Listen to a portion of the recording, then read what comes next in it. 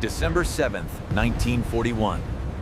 6 Japanese carriers launch hundreds of planes to attack Pearl Harbor. Soldiers jump from burning warships. Fighter planes explode before they get off the tarmac. It's one of the bloodiest attacks in U.S. history, and nobody saw it coming.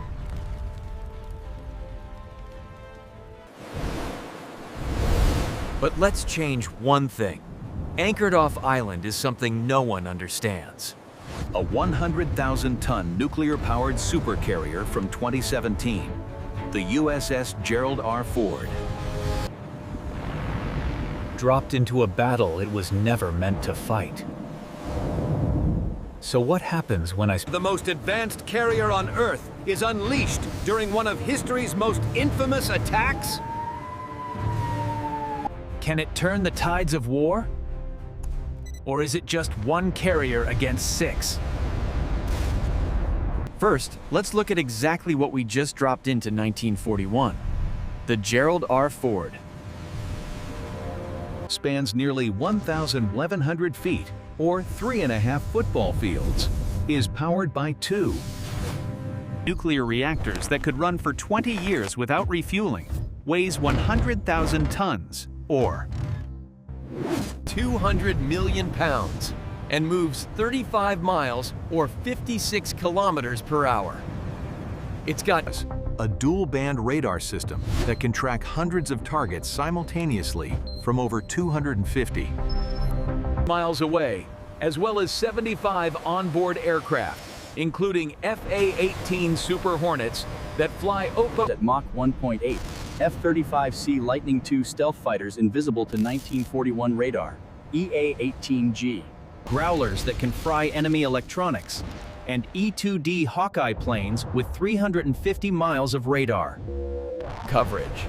The ship itself has RIM-162 Sea Sparrow missiles that cruise at Mach 4, RIM-116 rolling airframe missiles for anything that gets close, and 3 Phalanx CIWS systems that fire 4,500 rounds per minute.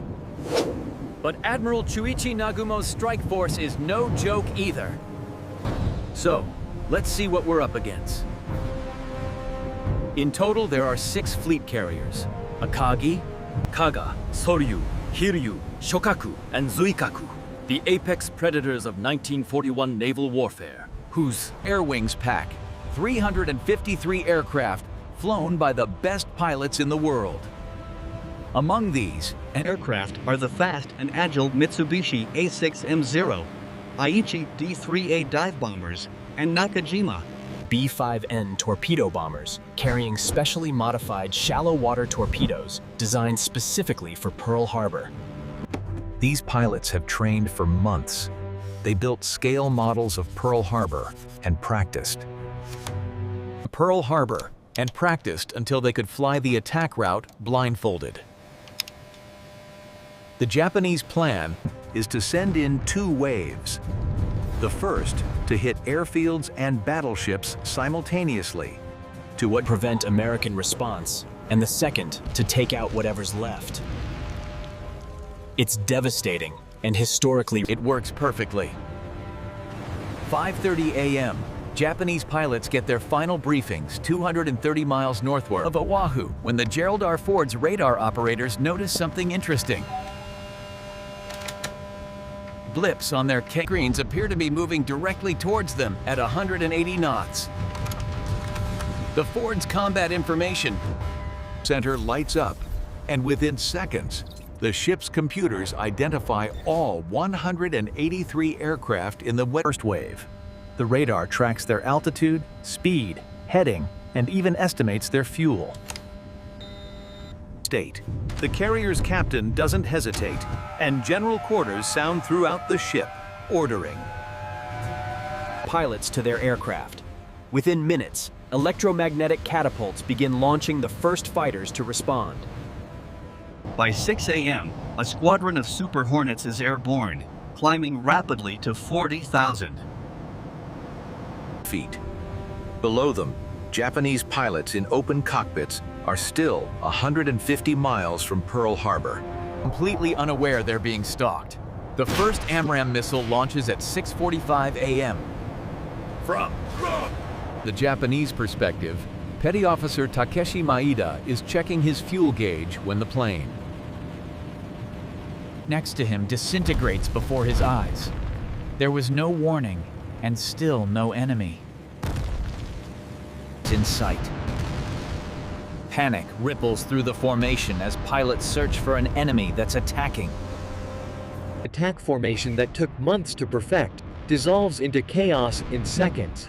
The first attackers are the Super Hornets, which engage from 30 miles away as their radar-guided missiles make the pilot's job to fire and forget. The coordinated Japanese team is now deaf and alone on an empty horizon, hunted by a predator they have yet to see.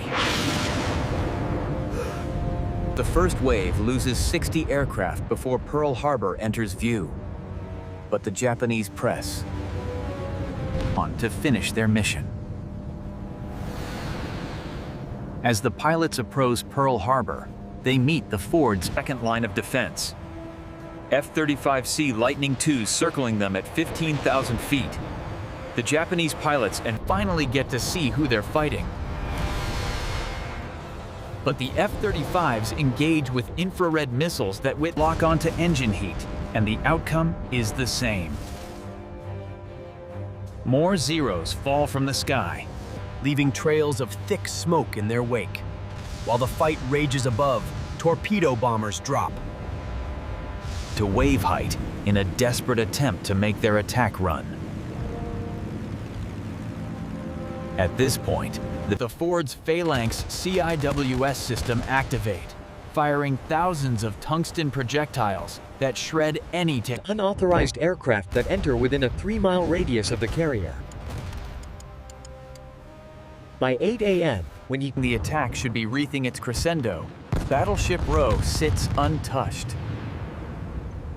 A handful of Japanese planes barely make it through and release their bombs haphazardly. Most hit water, but the few that find targets face alert. American anti-aircraft crews, who have had over an hour since the Gerald entered the base to prepare for the attack. Radar still jammed.